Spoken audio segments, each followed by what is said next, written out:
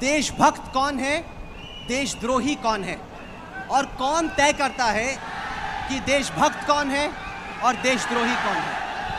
कौन तय करता है कि देशभक्ति की परिभाषा क्या है? इस पर चर्चा करने के लिए इंडिया टुडे माइंड रॉक्स में इस वक्त हमारे साथ मौजूद हैं बीजेपी के सांसद डॉक्टर सुब्रमण्यम स्वामी और हैदराबाद से सांसद असदुद्दीन ओवैसी। स्वागत है आप दोनों का। ओवैसी साहब, हम आपसे शुरू करेंगे। आप बड़े गर्व से कहते हैं कि मैं भारत माता की जय नहीं बोलूंगा। यहाँ बैठी जनता, टीवी पे देख रही जनता जानना चाहती है कि आखिरकार भारत माता की जय बोलने में इतनी तकलीफ क्यों?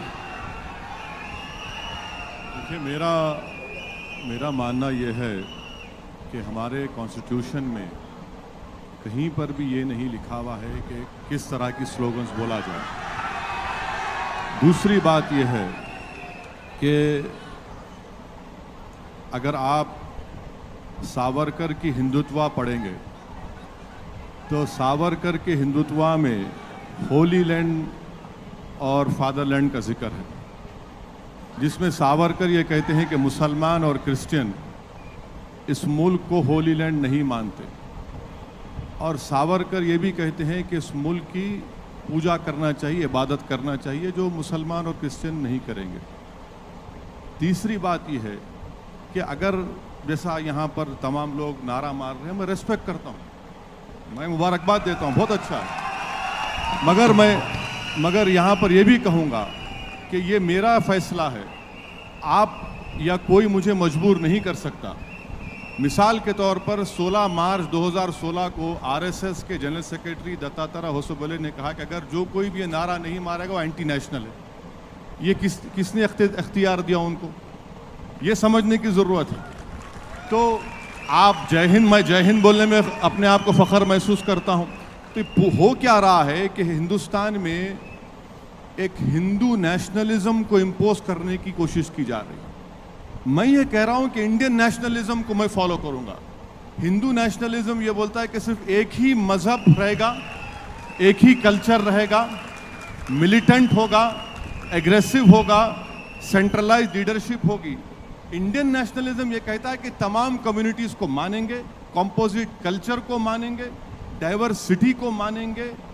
हिंदू नेशनलिज्म 1200 साल की गुलामी की बात करता, इंडियन नेशनलिज्म सिर्फ 200 साल की गुलामी की बात करता। तो ये फ़र्क है। इसीलिए मैं आपसे कह रहा हूँ कि नारा ज़रूर लगाइए, मगर किसी को मजबूर मत करिए कि नहीं यही नारा आपको लगाना पड़ेगा। मैं उसको मानने को तैयार नहीं। डॉक्टर सुब्रमण्यम स्वामी, असदुद्दीन ओवैसी डंके की चोट पे कहते हैं कि नहीं, मैं भारत माता की जय नहीं बोलूँगा। वो कहते हैं कि इस वजह से मैं देशद्रोही नहीं बन जाता और किसी की हिम्मत नहीं है कि मुझे मजबूर करे कि मैं भारत माता की जय बोलूँ। क्यों मजबूर किया जाए असदुद्दीन ओवैसी जैसे लोगों को भारत माता की जय बोलने की? पहली बात है कि यदि आप इस देश के मुसलमान ये स्वीकार करने के लिए तैयार नहीं है कि मेरा पूर्वज हिंदू है, तो वो देशभक्त हो सकता है, परंतु वो राष्ट्र विरोधी है, ऐसा मैं मानूंगा। क्योंकि ये राष्ट्र के तो एंटी नेशनल और पेट्रियाटिज्म में फ़र्क। दूसरी बात, उन्होंने कहा कि हम तो सिर्फ कॉन्स्टिट्यूशन को मानेंगे। कॉन्स्टिट्यूशन में दो बातें हैं जो अनिवार्य है गवर्नेंस के लिए। पहली है कि गौ की हत्या नहीं होगी, उस पर प्रतिबंध लगेगी। क्या इसको मानने के लिए तैयार है?